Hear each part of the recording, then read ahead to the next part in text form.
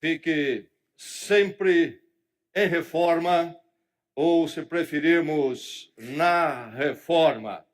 Do que estamos falando? Da sua casa? Não. Certamente seria o pior dos castigos esse. Todos nós que já experimentamos isto, não desejamos isto a ninguém. Estamos falando da reforma como termo técnico histórico. Um movimento particularmente do século XVI, mas que vai muito além do século XVI.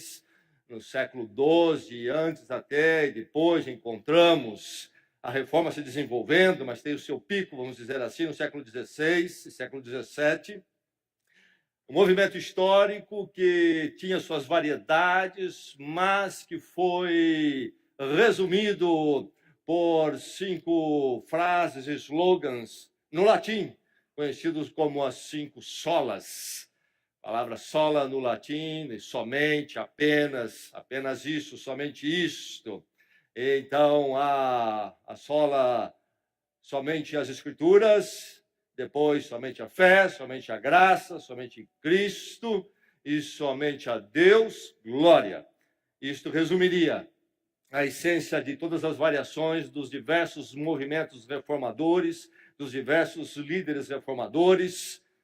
Wycliffe já no século XIV e avançando depois com Lutero, século XVI, Calvino e daí por diante. Enfim, esses 5 slogans que falam desta reforma histórica. 31 de outubro é considerado um marco porque foi em 31 de outubro de 1517 que Lutero afixou na porta da igreja, da cidade onde ele vivia, atuava, era professor, afixou as teses contra as indulgências. E era um costume afixar-se ali na porta aquilo que estava sendo proposto para debate entre os professores e os pensadores. E ele coloca aquelas teses provocantes, difíceis para aquela época.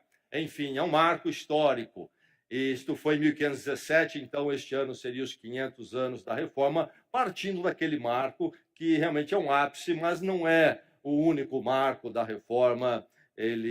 A Reforma envolve outros. Enfim, é desta Reforma.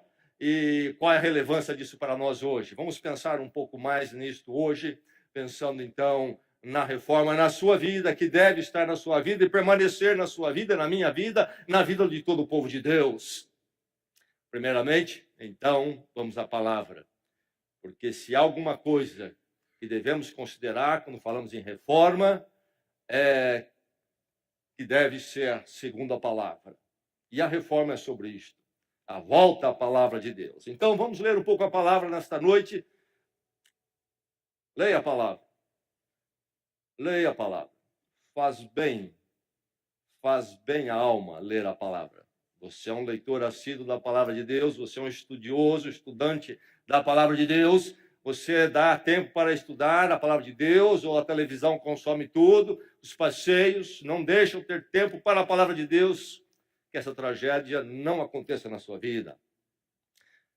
Palavra de Deus, vamos ler. Começamos nos Salmos, aquele livro extenso, praticamente no meio da Bíblia, lá do Velho Testamento, cânticos, orações escritos séculos antes de Cristo. O povo de Israel, o povo de Deus, antes da chegada de Cristo, buscava o Senhor, entendendo o que Deus queria deles. E ali, então, no livro dos Salmos, temos as expressões deles nas suas necessidades e momentos, buscando o Senhor. Salmo 32. Salmo 32. Vamos ler um trecho apenas do Velho Testamento, quando nós pensamos no assunto desta noite. Salmo 32. Vou ler do verso 1 até o verso 5.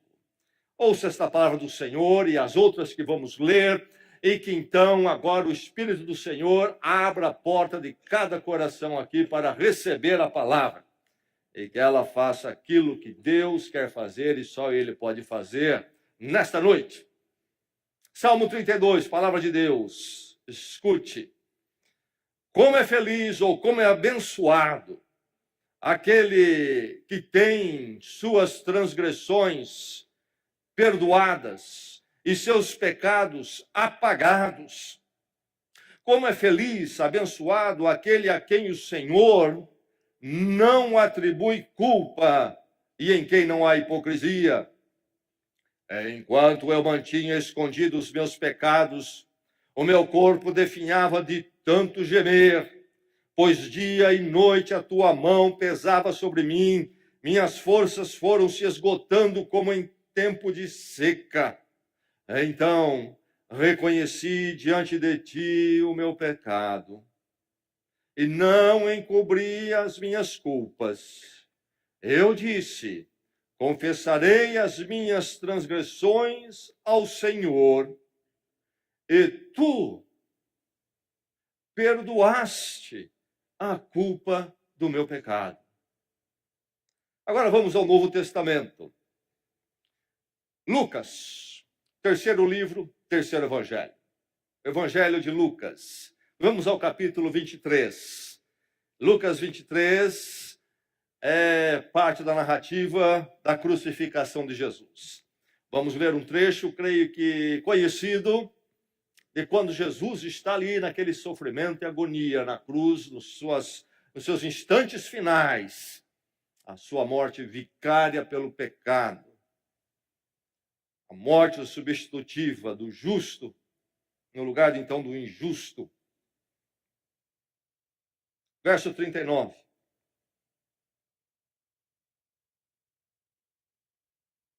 Jesus está crucificado. Do lado dele, sabemos, o Evangelho nos revela, do lado dele, um de cada lado, haviam 2 crucificados que eram condenados diante da lei por rebelião, crimes de rebelião. E aí diz que então há um diálogo entre eles e Jesus Cristo, os 3 na cruz, naquele sofrimento enorme. E o verso 39 narra um dos criminosos, que ali estavam dependurados, lançava-lhe insultos. Você não é o Cristo. Salve-se a si mesmo e a nós. Mas o outro criminoso o repreendeu, dizendo: você não teme a Deus, nem estando sob a mesma sentença. Nós estamos sendo punidos com justiça, porque estamos recebendo o que nossos atos merecem. Mas este homem não cometeu nenhum mal. Então ele disse: Jesus, lembra-te de mim quando entrares no teu reino. Jesus lhe respondeu: eu lhe garanto, hoje você estará comigo no paraíso. Eu lhe garanto, hoje você estará comigo no paraíso. Vamos mais à frente ao livro de Romanos. Depois os evangelhos, Mateus, Marcos, Lucas, João, livro de Atos, e aí o livro de Romanos. Uma carta apostólica, escrita pelo apóstolo Paulo. A doutrina da igreja, a doutrina dos apóstolos. Vamos ao capítulo 3. Quero ler do verso 21 ao verso 24. Romanos 3, 21 a 24. E diz assim: mas agora se manifestou uma justiça que provém de Deus, independente da lei, da qual testemunham a lei e os profetas, o Velho Testamento. Justiça, verso 22, justiça de Deus, mediante a fé em Jesus Cristo, para todos os que creem. Não há distinção, pois todos pecaram e estão destituídos da glória de Deus, sendo justificados gratuitamente por sua graça, por meio da redenção que há em Cristo Jesus. Todos pecaram, estão destituídos, estão à parte, separados da gloriosa presença de Deus. E o verso 24, sendo justificados, mudando tudo isso, como? Sendo justificados gratuitamente por sua graça. Que graça é esta? Como opera? Por meio da redenção, do resgate que há em Cristo Jesus. E agora, então, indo a 2 Coríntios, depois de Romanos, 1 Coríntios, 2 Coríntios. Palavra ainda apostólica. Segunda carta do apóstolo Paulo à igreja na cidade de Corinto, hoje Grécia. No capítulo 5, vamos ler a partir do verso 17. 2 Coríntios 5, verso 17. Portanto, palavra que introduz conclusões, fechamento de argumento. Portanto, se alguém está em Cristo, é nova criação. As coisas antigas já passaram. Eis que surgiram coisas novas. Tudo isso provém de Deus, que nos reconciliou consigo mesmo por meio de Cristo e nos deu o ministério da reconciliação. Ou seja, que Deus em Cristo estava reconciliando consigo o mundo, não levando em conta os pecados dos homens, e nos confiou a mensagem da reconciliação. Portanto, somos embaixadores de Cristo, como se Deus estivesse fazendo o seu apelo por nosso intermédio. Por amor a Cristo, lhes suplicamos, reconciliem-se com Deus. Deus tornou pecado por nós aquele que não tinha pecado, para que nele nos tornássemos justiça de Deus. Pulando para o capítulo 6, o verso 1. 6:1. Como cooperadores de Deus, insistimos com vocês para não receberem então em vão a graça de Deus, pois ele diz: eu o ouvi no tempo favorável, eu o socorri no dia da salvação. Digo-lhes que agora é o tempo favorável, o tempo de graça, agora é o dia da salvação. Até aí.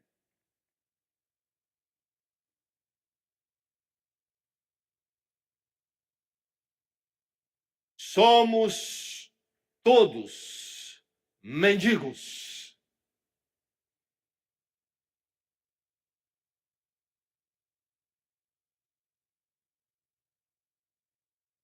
Lutero nasce e morre na cidade de Eisleben.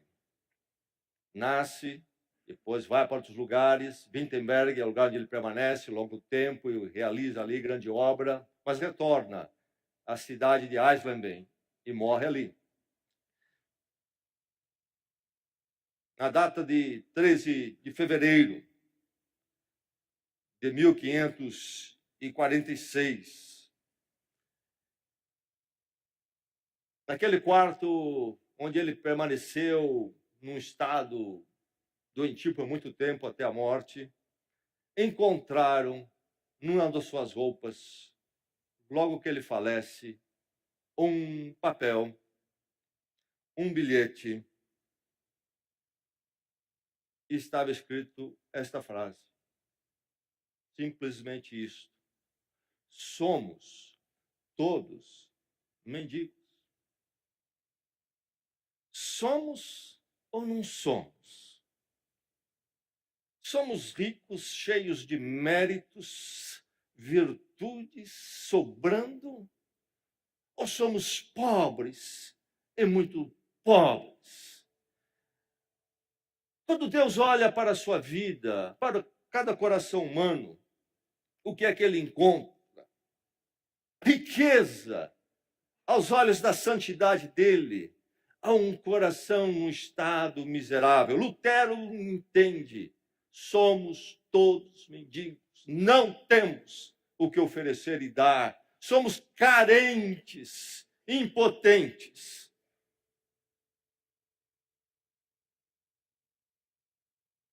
Uma verdade difícil, triste, particularmente difícil para o ego humano. O ser humano recusa-se a aceitar este fato. Esta é a luta com o coração humano. Recusa-se a aceitar e reconhecer o seu estado insuficiente, mas de uma insuficiência profunda, miserável. Com seus conhecimentos, os seus argumentos, o ser humano diz: não, somos ricos e podemos. A palavra de Deus fala diferente. Lutero entendeu muito bem, foi honesto consigo mesmo. E mesmo no leito da sua morte, olhando para trás, um professor de Bíblia, um pregador, um reformador, um líder, diz: mesmo ali, somos mendigos. Na verdade, nós somos dependentes, precisamos ser dependentes. A única resposta ao nosso estado, a única solução seria dádivas. Deus vir e nos dar a dádiva, porque nós nada temos diante dele, somos achados em falta, e falta absoluta. E a palavra de Deus nesta noite, então, vem a você, ao seu coração, no que nós lemos, e poderíamos ler muito mais, que fala na mesma direção. Isto é central nas Escrituras. Vem falar a você: dependa da dádiva eficaz.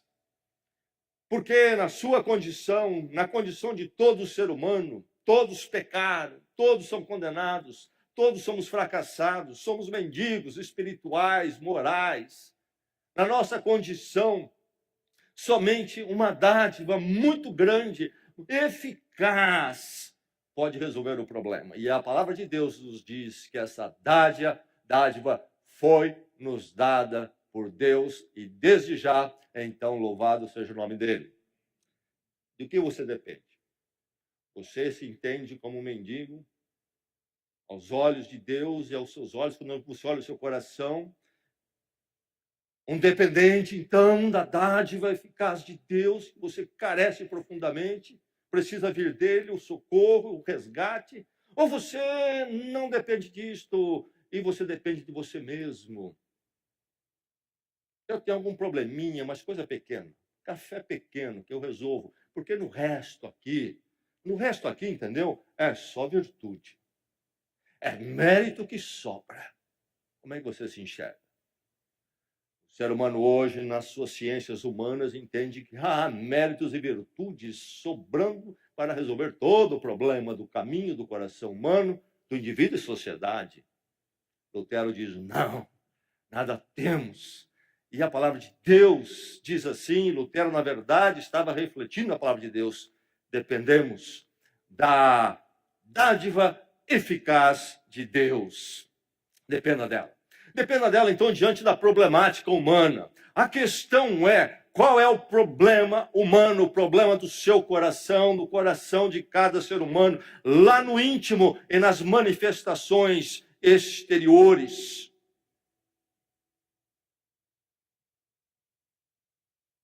Diz o texto que nós somos mortos em delitos e pecados em Efésios. A Bíblia é muito clara sobre a questão do pecado. A palavra que se tornou ofensiva, até obscena, diante de um ser humano que se considera autossuficiente e rico. Porque a palavra pecado e a existência dele vai dizer exatamente o contrário, que o ser humano é um mendigo. É você alguém que entende a presença do pecado na humanidade, na sua vida? É interessante olhar os dramas sociais dos nossos dias e o que o ser humano é capaz de fazer, enquanto as teorias, as ideologias navegam com força. o ser humano fica olhando para cá e para lá e vendo coisas terríveis aqui, coisas que não dão certo ali. E como é que ele trata? Ele trata essas coisas, cada uma como um compartimento isolado, facetas, como se uma não tivesse nada a ver com a outra, praticamente. E aí vem alguma solução. Não, o problema, sabe qual que é? É econômico. Se houver distribuição de renda, tudo isso para. Não há mais atirador que faz matança em massas, não vamos ter mais ninguém roubando ninguém na rua aí. Sabe, se tiver distribuição de renda, no Congresso não vai ter mais corrupto, mas eu penso, acho que já tem mais renda por lá. Acho que o econômico não explica bem. Aliás, já encontrei pessoas de favela que não estão no crime. Não tem, mas não vão para o crime. O econômico me parece ficar aquém. Não, sabe qual é o problema? É educação. O que se quer dizer com isso? Vamos entender muito bem. Educação que está se falando é aquele sentar formal numa sala de aula de uma instituição aprovada pelo governo. Educação é isto. Não é aquilo que você e pai e mãe dão para os seus filhos. Não é isto. Precisa ouvir essa palavra e perguntar o que estão querendo dizer com essa palavra. É um termo rico, com uma carga enorme. Educação. Se simplesmente todo cidadão puder sentar numa instituição de ensino aprovada pelo MEC, tudo muda. Mas apenas para dar um exemplo, que é um ícone nos nossos dias, parece-me que no Congresso ali todos frequentaram a universidade. A verdade é que a Bíblia diz que no coração humano há algo chamado mal, pecado, e que desponta em diversas formas, nas diversas facetas. Tratar as facetas é insuficiente, é preciso chegar ao cerne do coração humano, onde habita um coração rebelde, contaminado. Todo ser humano vive esse drama. Essa é a problemática humana, segundo as Escrituras. E aí surge a questão, então, como é que este ser humano devedor, marcado e manchado pelo mal, e você sabe do seu coração que ele é assim, como é que esse ser humano pode se tornar aceitável diante de Deus? O termo técnico nas Escrituras é a palavra justificação.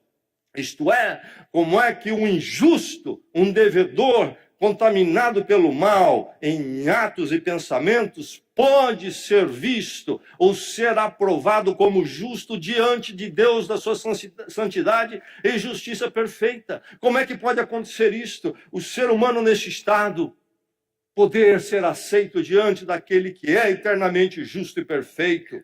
Eis o drama. Aliás, Lutero disse que a doutrina da justificação é a doutrina sobre a qual a igreja permanece ou cai. Depende como ela for entendida. O outro reformador, Calvino, que fez a reforma em Genebra, mudou Genebra, quando chega lá em 1541, a segunda vez, chamado, retorne a Genebra e nos ajude. Estabelece ali uma grande reforma. Ele diz que a justificação é a doutrina sobre ele disse que a justificação é o primeiro e mais agudo ponto de controvérsia entre nós, quando ele debate com um sacerdote católico romano. O ser humano tem duas opções. Uma chamamos de sinergismo, isto é, trabalhar dos dois lados. Então, o ser humano, ele faz a parte dele, Deus faz a parte dele também. E aí o ser humano tem também condições, alguns méritos, e vai trabalhando, e ele pode ser justificado. Essa é uma perspectiva. A outra é o monergismo, isto é, o ser humano é um mendigo, nada ele pode. É preciso que seja o trabalho de um só, monergismo, de Deus. E Deus fez isso em Cristo. Esta é a única forma de justificação. se a problemática humana é o pecado, o mal no coração humano, em todos, o ser humano precisa de uma justificação. Ele precisa de receber um mérito, uma riqueza que ele não tem para oferecer em nenhuma medida. Precisa ser dada a ele. É isto que separa o Evangelho, a obra de Cristo, de todas as religiões. Se nós pensarmos em dois andares, um térreo, um primeiro andar, Deus no primeiro andar, o ser humano no térreo, separado por essa distância, e pensarmos como é que o ser humano sai do térreo para o primeiro andar, como é que ele pode chegar lá, vamos pensar numa escada.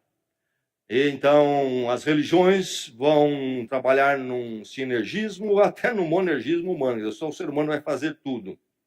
Isto é, o ser humano vai construir uma escada. É ele. Ou talvez até uma escada, o ser humano faz um degrau, Deus faz outro. O ser humano tem méritos para colocar também. E Deus põe alguns. Juntos, o ser humano vai chegar lá. O Evangelho diz que isso é impossível. Ele diz que o único jeito, se o ser humano vai poder ascender à presença de Deus, é Deus mesmo descer com uma escada até o ser humano. E Deus veio em Cristo. O Natal está chegando aí. Um dia ele veio.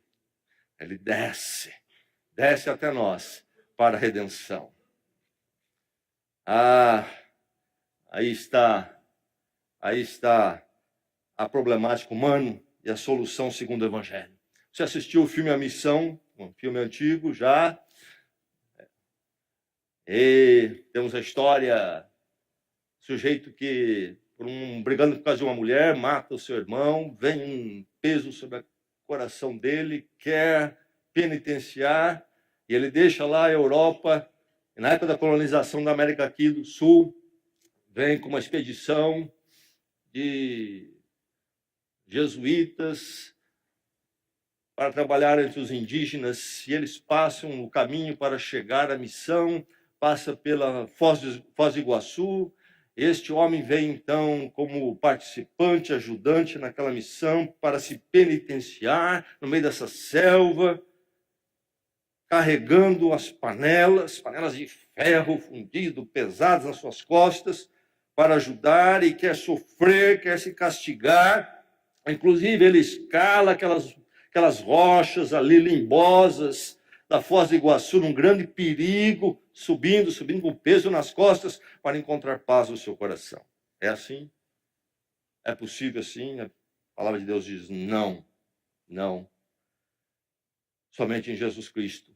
A problemática humana, a dádiva de Deus em Cristo, é resolvida ali, nessa dádiva. A problemática humana, dependa desta dádiva eficaz. Do que é que você depende?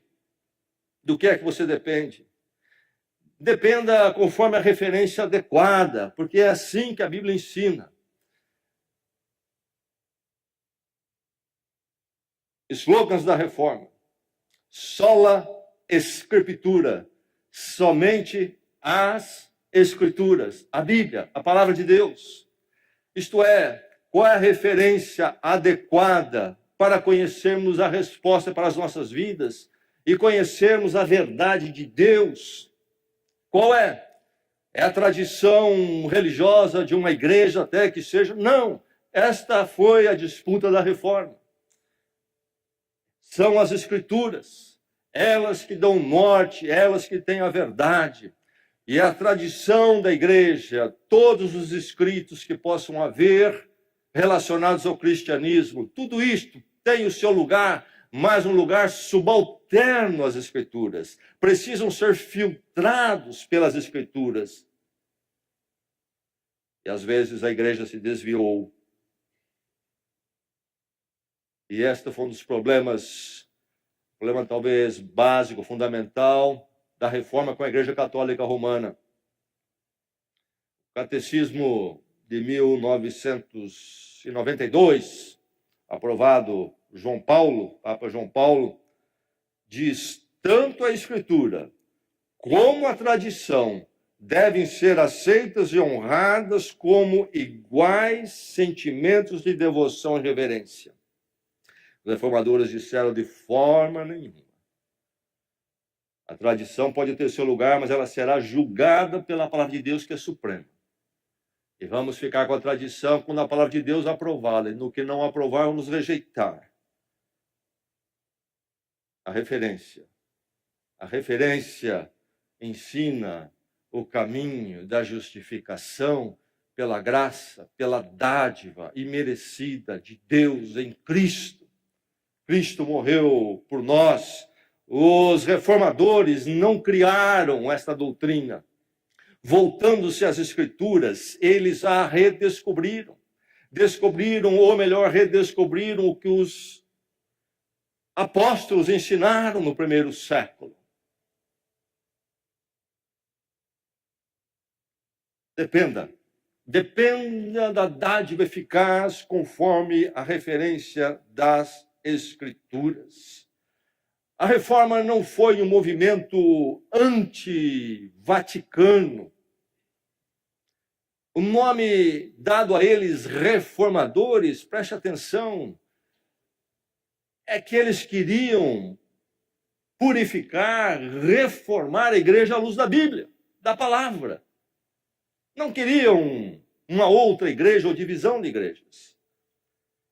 A reforma não é primeiramente, então, anti-igreja católica romana. A reforma é primeiramente pró-escrituras. Palavra de Deus. Somente as Escrituras. Dependa da dádiva eficaz, por causa da natureza dessa dádiva. A palavra graça, do grego, a língua em que foi escrito o Novo Testamento, é caris. O que é isto? Graça. Será que entendemos? Uma vez vi a entrevista com um homem que subia escadas de uma dada igreja, uma escada longa, subia com seus joelhos sangrando. Por que você está fazendo isso? Para que eu possa alcançar uma graça. Nada poderia ser mais contraditório. Se é graça, então por que você está fazendo isso? Quem lhe ensinou essa contradição? Graça é o quê? É um favor? É. Por isso dádiva. Mas é um favor mais do que um simples favor. É um favor imerecido.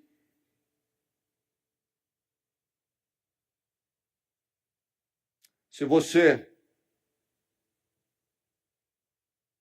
for um bom amigo meu, e eu me lembro da sua data de aniversário, eu penso, vou comprar uma lembrança para o meu amigo. É o aniversário dele. Pego o meu dinheiro que eu ganhei, trabalhei para ter, é meu, vou à loja, pago com o meu dinheiro, adquiro um presente para você. Vou à sua casa, dou-lhe um abraço e lhe dou o presente. Você não paga nada por isso. Eu trabalhei, eu suei para que este presente chegasse às suas mãos e você recebe sem fazer nenhum esforço. Isso é um favor. Um favor. Não é justiça. Você jamais poderia me telefonar no seu aniversário e dizer, Gessé, você sabe que está me devendo, você tem uma dívida comigo, um presente hoje. E se você não me der, ele leva à justiça. Vou lhe processar. Porque não é um ato de justiça. É graça, é favor. Se eu tiver uma empresa, ou melhor ainda, você tiver uma empresa e eu for trabalhar para você, fazemos um contrato. Eu vou lhe dar ali os dias úteis do mês de trabalho na sua empresa. E você vai me dar um valor correspondente, acordado, contratado. Quando chega o fim do mês, eu cumpri toda a jornada de trabalho do mês e você me dá o valor conforme o nosso contrato. Isto é justiça. Não há favor. Não há dádiva aí. E se você não me der, eu lhe levo à justiça. Eu o processo. E o contrário é verdadeiro também. É um ato de justiça. Não é favor. Agora, se eu trabalho para você, você me deu um emprego, me viu em necessidade, você tinha uma abertura lá, ou não tinha na empresa, criou lá um espaço, porque por alguma razão aí, você resolveu estender a mão a mim no momento difícil da minha vida.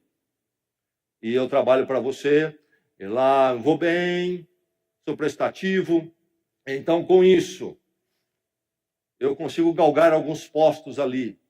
E chego a alguns lugares de confiança, ali eu tenho acesso a valores, e eu começo a desviar valores.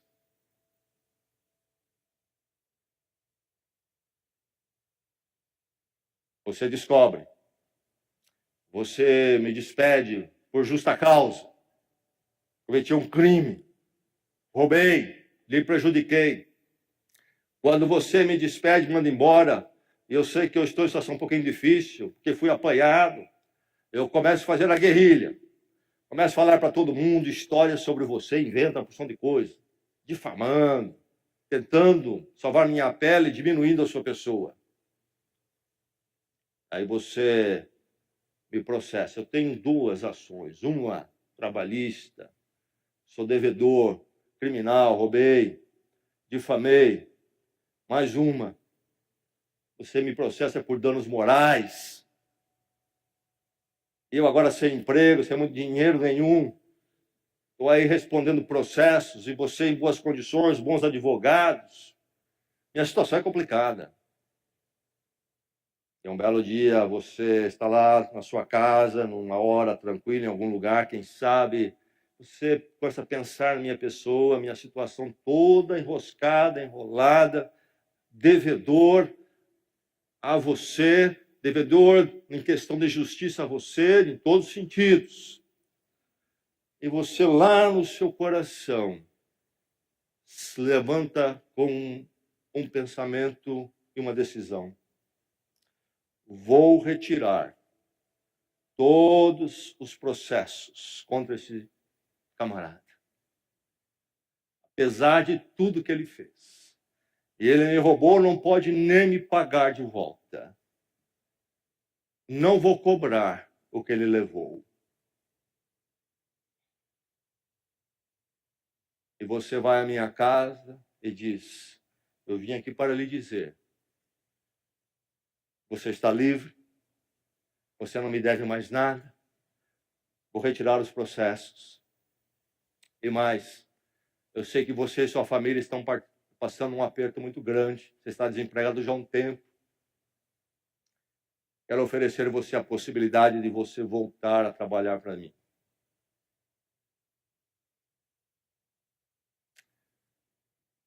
Isso não é justiça. Isso é favor. Como é também eu dar um presente a você, se você é meu amigo, no dia do seu aniversário. 2 favores, mas 2 favores muito diferentes. Favor, eu dar um presente a você no dia do seu aniversário é um favor merecido. Você é um grande amigo meu. Você me faz bem. Mas e você me perdoar, me dar um novo emprego quando estou na minha miséria, e eu o afrontei, me rebelei contra você, este é favor, mas é um favor imerecido, e é este que Deus nos dá. Louvado seja o Senhor por isso. Sabe por que eu sou um cristão, um discípulo de Jesus Cristo, tenho a vida eterna com Deus? Porque um dia Deus olhou lá do céu para baixo, olhou a humanidade toda e falou, mas olha o Gessé, esse camarada é meio excepcional. É esse que eu quero ter comigo. Ele é cheirosinho. Ele é bonitinho. Ele é agradável. É desse tipo que eu quero. Às vezes as pessoas chegam à igreja batista com essa ideia. Eu percebo, eu fico preocupado com isso. Eu gosto dessa igreja, sabe por quê? É um lugar muito bonito, assim, as pessoas. O que você quer dizer com isso? É que você é um bonito e precisa andar com gente bonita, é isso? Ou você é uma pessoa assim, no nível, quer andar com pessoas de um dado nível? Irmão, quando Deus se volta para mim, Cristo me busca, Eu não entendo por que ele fez isso.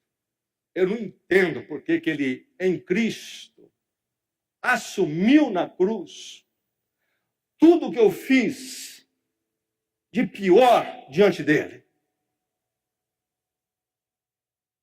Aos olhos de Deus e às narinas de Deus, eu era repugnante.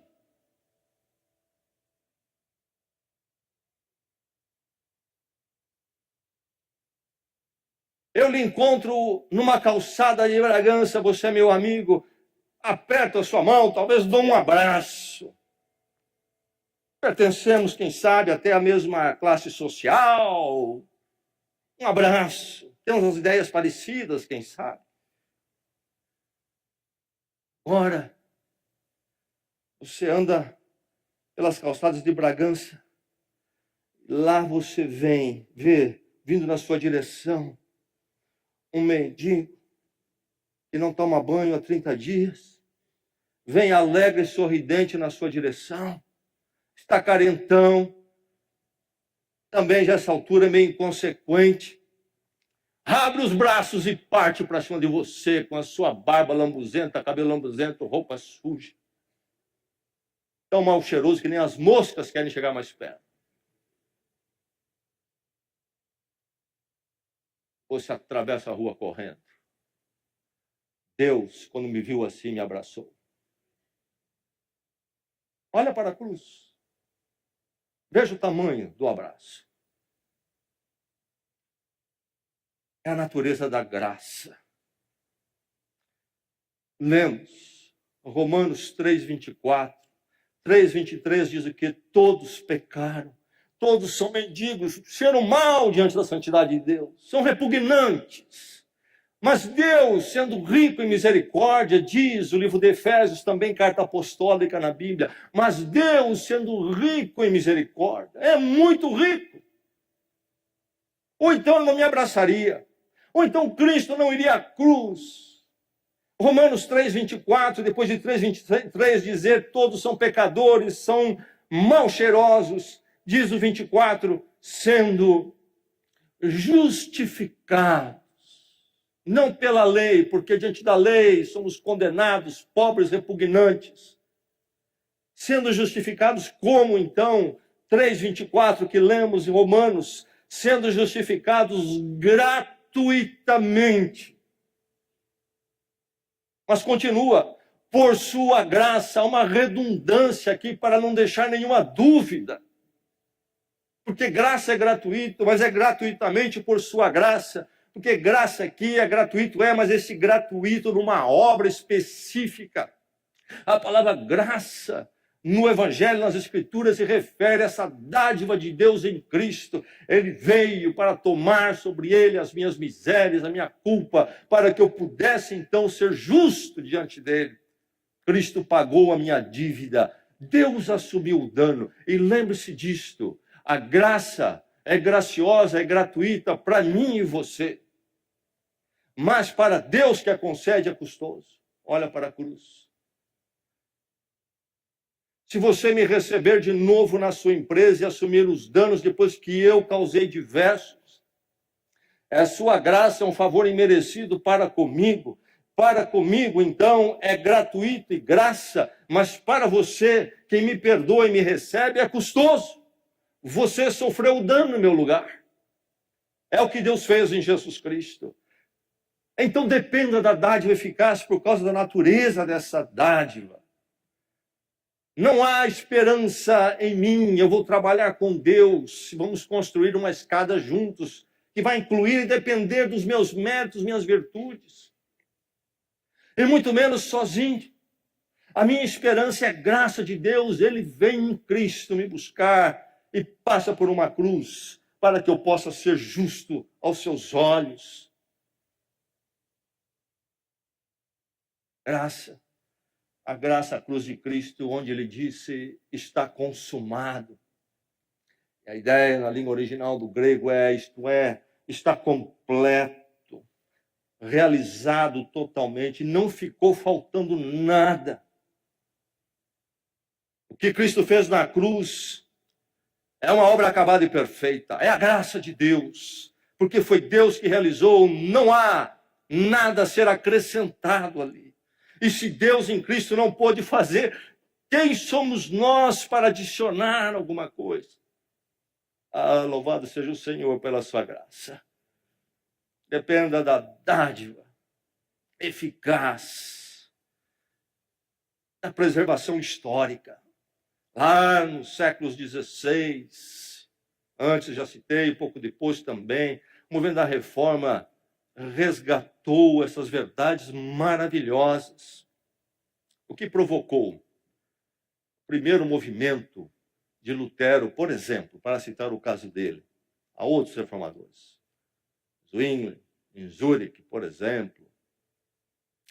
Vamos ter os pregadores na Inglaterra, outro movimento separado. Mas Lutero, quando ele prega suas 95 teses na igreja de Wittenberg, em 1517, o que levou ele a fazer aquilo? Uma história real, é verdadeira e triste. Eu recentemente estive em Roma, passei pela Catedral de São Pedro, fui ver, belo edifício. Belo edifício. Mas olhando aquela catedral à distância, fiquei pensando, um edifício tão belo, mas muito manchado. Papa Leão X herda a construção daquela catedral e quer terminá-la. Precisa de dinheiro. E vai lançar mão de uma doutrina que a tradição católica romana introduziu, das indulgências. Você deve e pode contribuir para a sua salvação. Não é esta dádiva eficaz, você precisa e pode. Enviava, então, mensageiros pelos principados, reinados, naquela época, governo e igreja se misturavam, para vender indulgências. Você comprava perdão.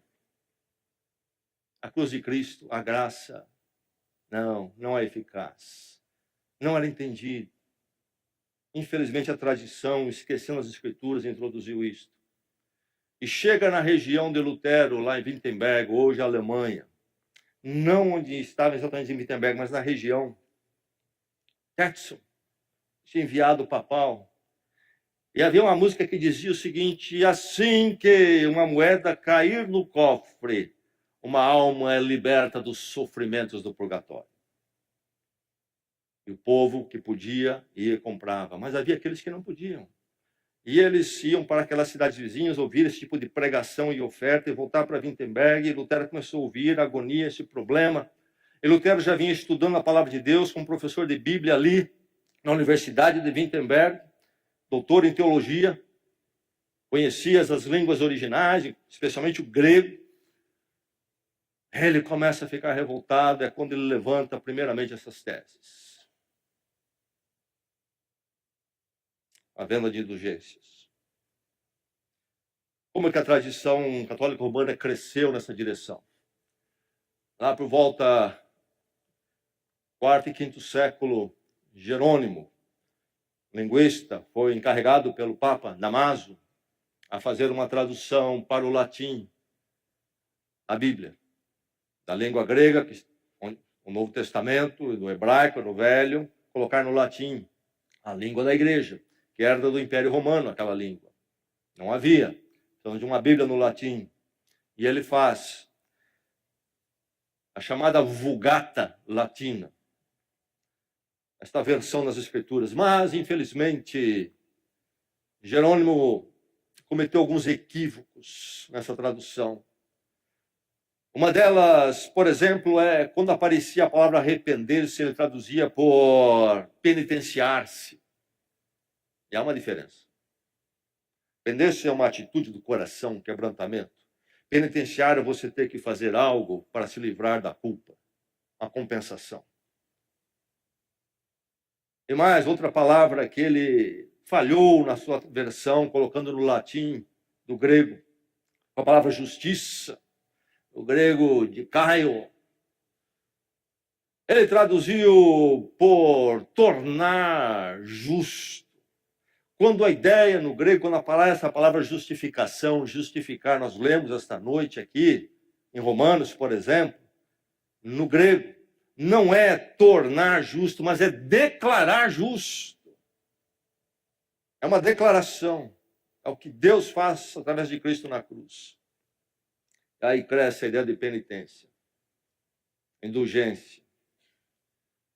E surge um conceito estranho às Escrituras, chamado purgatório. Porque como você aqui não vai conseguir compensar tudo que você fez de errado em pensamentos, em intenção e em atos, você vai para um lugar purgatório. Segundo Tomás de Aquino, o doutor da igreja, no purgatório o sofrimento é igual ao do inferno, lugar de agonia. E você vai ficar lá até que você pague tudo. Mas há um jeito de acelerar um pouco. Se aqui na terra pessoas fizerem obras, penitências, dádivas em prol da sua alma, e aí é que vem então as missas em prol da alma, é para tirá-los desse sofrimento, desse tormento que estão vivendo lá. E também através de outras dádivas, doutrina da igreja. E contra isso é que Lutero, em particular, e os outros se levantam ao ler as Escrituras. É cruel. E por isso, príncipes e reis nos seus palácios, quando você vê ou lê sobre isto, vê um programa cultural que apresenta um palácio, há uma igreja lá dentro sempre. E onde aconteciam normalmente missas diárias e às vezes até ininterruptas. Porque há almas nossas, nossos parentes e as nossas próprias que podem ir para lá em grande sofrimento. Missas em prol constantes. Quando é que sai de lá? Quando que cessa o esforço? A explicação, a doutrina da Igreja Católica Romana diz, não há como sabermos isso. Mas e aí nós vamos continuar fazendo e a alma não está mais lá? Não, não tem problema. Porque aí Deus toma aquilo que está fazendo pelo João e ele aplica para o José. E assim não é perdido o seu esforço. Na tradição encontra-se, então, isto a partir de traduções equivocadas de Jerônimo na Vulgata, cresceu e foi crescendo nessas doutrinas e chega a esse ponto ali da venda, inclusive, de se comprar com dinheiro o perdão e a libertação do purgatório. Perdeu-se a doutrina da graça e aí, então, é que se levanta a reforma. E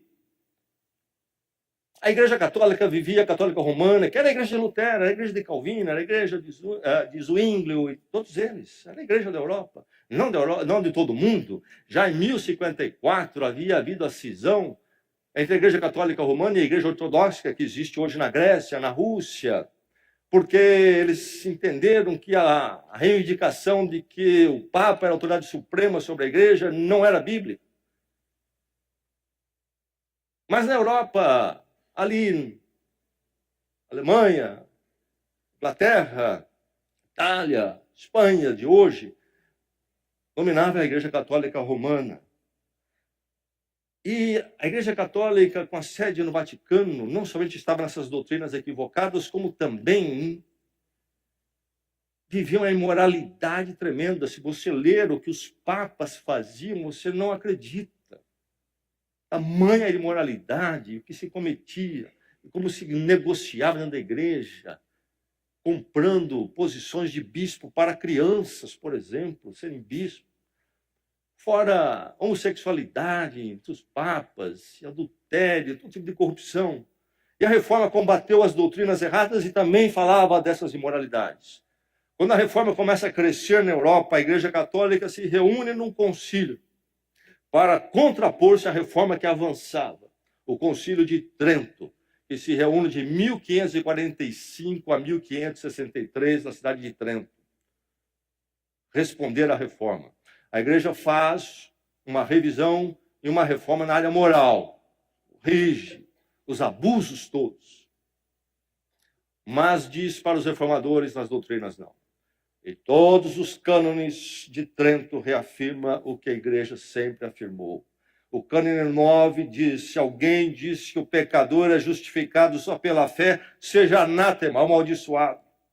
O cânone 12 diz: se alguém diz que a fé justificadora nada mais é do que a confiança na misericórdia, na graça divina, seja anátema, seja amaldiçoado. O cânone 24 diz: se alguém diz que a justiça recebida não é preservada e também acrescida diante de Deus por meio de boas obras, seja amaldiçoado, anátema.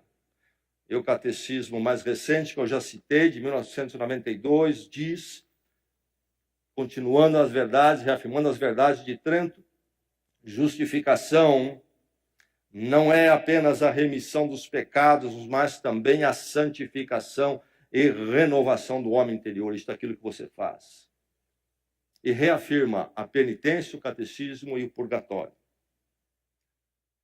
Aí os reformadores se levantam. Levantam contra essa doutrina. Veja que a luta para preservar isto e trazer de volta o que a Bíblia diz foi tremenda. Martinho Lutero vai dizer no seu comentário ao livro de Gálatas na Bíblia: a justiça da fé, no entanto, Deus imputa gratuitamente por misericórdia por causa de Cristo. Calvino, escrevendo a Sodoleto, um sacerdote que queria fazer um acordo para parar a reforma em Genebra, a pregação da Bíblia e a graça em Cristo, ele escreve a Sadoleto: é óbvio que a justiça gratuita está necessariamente conectada com a regeneração, como consequência, em todo lugar onde está a justiça se manifesta, e mantemos ser gratuita, aí também Cristo está. Na Inglaterra acontece a reforma de uma forma diferente. Há um envolvimento, uma questão política do rei Henrique VIII, mas a questão política vai tomando segundo lugar e cresce a busca das escrituras, surge a igreja anglicana e dentro delas os puritanos que querem uma reforma doutrinária mais radical, olhando a palavra de Deus. E aí, então, quando surgem essas questões dentro da própria igreja da Inglaterra, separada agora da igreja de Roma, do Vaticano, na igreja anglicana, com o clamor dos puritanos, há uma reunião chamada de Westminster, porque foi em Westminster, e de lá sai um catecismo bíblico, evangélico, protestante, e diz assim: a justificação é um ato da livre graça de Deus, na qual Ele perdoa todos os nossos pecados e nos aceita como justos diante de si, somente por causa da justiça de Cristo a nós imputada. Então não é uma implicação religiosa que estamos levantando aqui na igreja, nesta noite. Não estamos falando aqui de disputa como, por exemplo, a questão da fé de igreja. É uma disputa como se disputa torcida de time. Não é isto. Uma mera implicância. Estamos falando de uma verdade fundamental que precisamos conhecer e saber o que nós cremos. E por que cremos? Dependa da dádiva eficaz, bíblica, começando com a palavra, primeiramente, a graça tremenda, libertadora, eficaz, que resolve, não há pendências, e que foi resgatada na história com muita luta. Lemos Romanos 3, 21, 23, mas agora se manifestou uma justiça que provém de Deus, independente da lei, das obras de cumprir, da qual testemunharam a lei e os profetas, isto é o Velho Testamento. Agora, então, chegou uma justiça de Deus, diz o verso 22, mediante o quê? As minhas méritos? Não, mediante a fé em Jesus Cristo para todos os que creem. Não há distinção, pois todos pecaram, estão destituídos, estão à parte da glória de Deus, sendo justificados somente como? Gratuitamente por sua graça, por meio da redenção que há em Cristo Jesus. Poderíamos citar outros textos. Efésios, por exemplo, capítulo 2. Pela graça sois salvos, mediante a fé, diz a palavra apostólica lá. E isto não vem de vocês, é dom, é dádiva de Deus. E acrescenta mais aquela palavra: não vem das obras para que ninguém se glorie. Dependa da graça eficaz, da dádiva eficaz. Do que é que você depende? dependa da dádiva eficaz ainda na atualidade. É verdade que a Igreja Católica Romana, como já citei, está sedimentada nesta posição de ter duas autoridades, a tradição e as Escrituras, e por isso ela mantém as suas doutrinas, como ela afirmou no Concílio de Trento, no século XVI, continua afirmando até hoje. Mas hoje a nossa questão é uma questão como dos reformadores naquela época? Certamente que não. Naquela época, a Igreja Católica Romana e os governos andavam lado a lado. Você precisava ser cidadão e católico romano. Nascia dessa forma já, não havia escolha. É a luta grande daqueles homens naquela época. Sofreram muito. Erraram, foram imperfeitos os reformadores. Eram homens dos seus tempos, quando então também haviam práticas, as quais eles cresceram e viveram, e eles repetiram até algumas. Mas nos levantaram a verdade, não deles, não da perfeição deles, mas levantaram para nós e para a história a verdade das Escrituras, que são perfeitas. É a palavra de Deus. Enfim, nosso problema hoje não é uma questão evangélicos, protestantes, perseguidos pela Igreja Católica Romana, embatendo para a Igreja Católica Romana. Isso não é um problema nosso. Não é o que nós vivemos, nosso drama, não é isso? Qual é o nosso problema hoje? Secularismo. Somos oprimidos pelo secularismo. A nossa luta é contra o secularismo que domina a mídia, a mentalidade social e nos bombardeia dia e noite. A única coisa que existe e que você deve procurar viver é o aqui e o agora. Nada mais. Não pense em outra dimensão. Então, tente conquistar, arrancar, viver tudo que você puder agora. Agora, neste dia, sim. E se você quiser pensar nos poucos anos que vai passar aqui, porque é só isso. Secularismo, viver para o aqui e agora. Vivemos dias do humanismo. A verdade está no ser humano. Nossa luta e nossa dificuldade não é com uma tradição religiosa que nos é imposta. Nossa luta, ser jovem na universidade, você ouvindo televisão, é que é dito a você que a verdade emana do próprio ser humano e não das Escrituras, da palavra de Deus. E que, então, a solução do ser humano, o resgate, a redenção do ser humano, não vem de Deus, por isso não vem da graça e de Cristo, nem precisamos disso.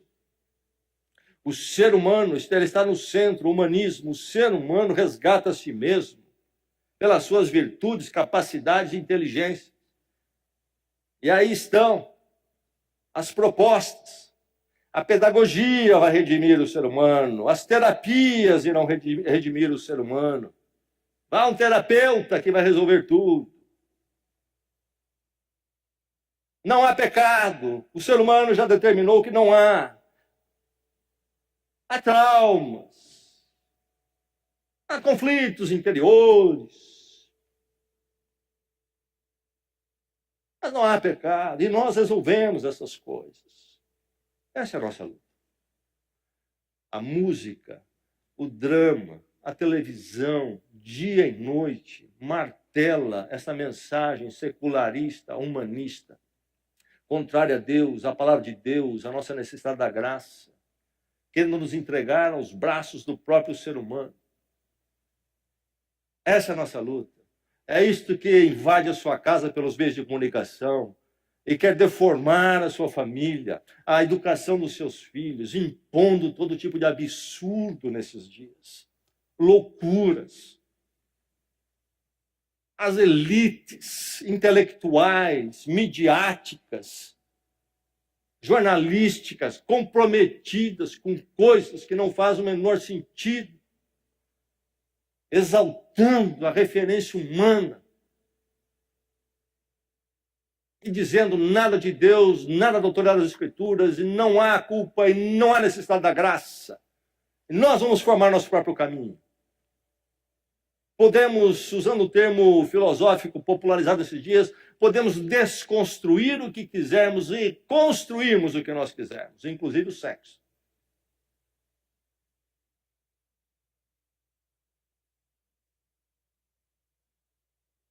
E no meio chamado evangélico, neste mundaréu que se criou, e essa palavra aí fala do quê? De uma variedade de coisas que aí estão, inclusive na mídia. Eis o nosso problema nesses dias. Esse movimento evangélico que não conhece a reforma.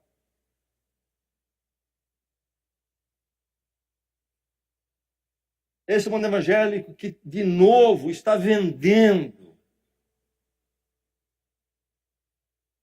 as bênçãos de Deus.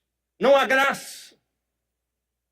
Esse evangelho prega, esse evangélico por aí que usa de artimanhas, técnicas para levantar dinheiro, vendendo novamente aquilo que Deus nos dá em Cristo, para construir impérios religiosos. Precisamos de uma reforma hoje dentro daqueles que são, vamos chamar aí, herdeiros distantes da reforma. Damos uma volta à Bíblia e redescobrirmos a graça. Se um dia acontecer isto, quem sabe, boa parte desse mundo evangélico pode ser resgatado. Quem sabe, não sei se é possível.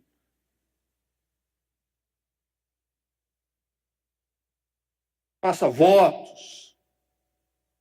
Compre. Faça essa ginástica, aquela ginástica espiritual. Cumpra aquilo. E vai acontecer o que você quer.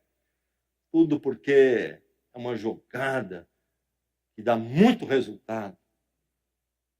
Se lá no século XVI construiu uma grande catedral em Roma, hoje tem construído grandes catedrais também. O ser humano é propenso a buscar caminhos onde ele não dependa da graça de Deus, mas que ele, pelos seus esforços, faça por merecer e consiga. Me dê 10 regras que eu cumpro nos meus méritos. E eu faço parte dessa religião. Ah, somos mendigos. Não há regra, não há dinheiro que possa solucionar, resolver nosso problema diante de Deus da eternidade. Só a graça. Aquilo que se chama de conflitos, na verdade, aquilo que se chama de problemas, distúrbios psicológicos, na verdade, são desacertos nossos com a nossa existência, porque estão desacertados com Deus. Estamos fora de centro, somos como um pneu carecendo de balanceamento. Giramos em desalinho com o centro. E vamos nos arrebentar como um pneu que vai acabar estourando e rasgando. Precisamos nos realinhar com o centro, a palavra de Deus, e pela sua graça, misericórdia. Dependa da dádiva eficaz na cruz, gratuitamente com a sua graça, pela redenção que é em Cristo, é que nós somos justificados, porque Deus, não sei porquê, mas no seu imenso amor, misericórdia e graça, fez isto por nós, louvado seja o nome dele. Lucas 18, escute.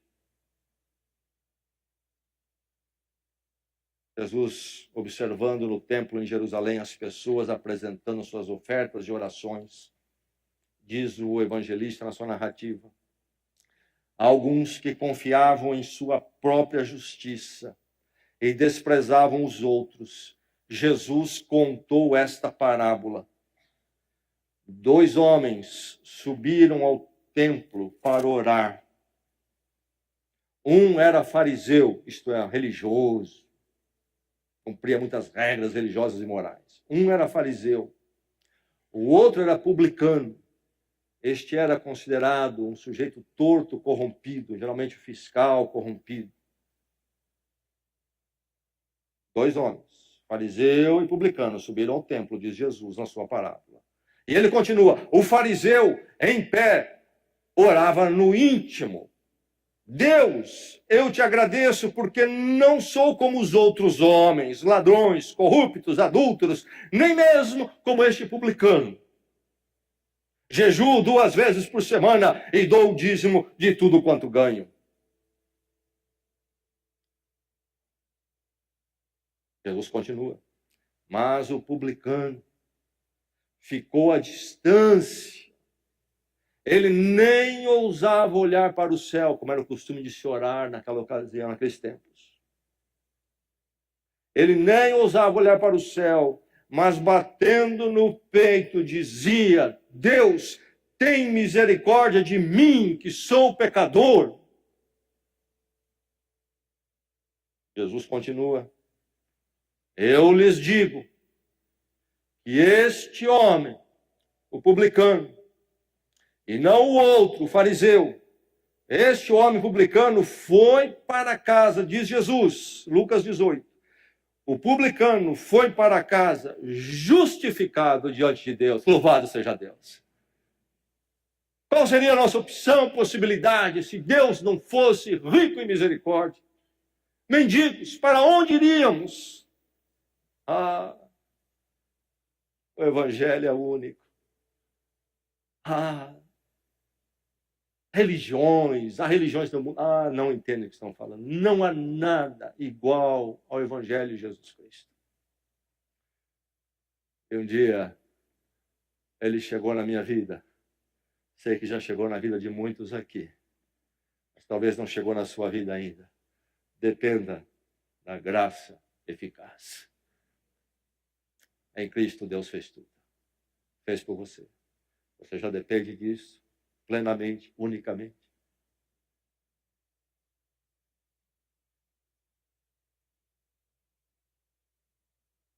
A graça glorifica quem? Ao ser humano? Não, a Deus. A graça é correta porque a glória pertence somente a Deus. Isso é uma verdade. Se fosse nos meus méritos, no seu, a glória seria nossa. A graça nos traz ao lugar devido quando nós dependemos da dádiva eficaz. Porque nós reconhecemos que a glória de Deus, Ele é que é rico em graça e misericórdia, em amor. E não nós. Dependesse de mim, eu ia dividir a glória com Deus. Um pouco da minha virtude, um pouco da virtude de Deus. A cruz diz não. A glória é só de Deus, como deve ser. O ser humano foi criado para viver para a glória de Deus. Todos os outros problemas acontecem porque ele não vive para a glória de Deus. Vive para a sua glória. Que nesta noite você possa chegar a esse lugar de humildade. Como aquele publicano dizendo: tem misericórdia de mim, um pecador. Na cruz há recurso suficiente para cobrir, seja qual for a sua história aqui. Pouco me importa. Você talvez diga: você não conhece a minha história, José. Você não conhece. Eu tenho sido terrível, eu fui terrível. A cruz de Cristo não conhece vida e história que não possa ser perdoada. Deus é muito grande. É para você também. Vamos orar. Ora para você examinar a sua vida diante do Senhor.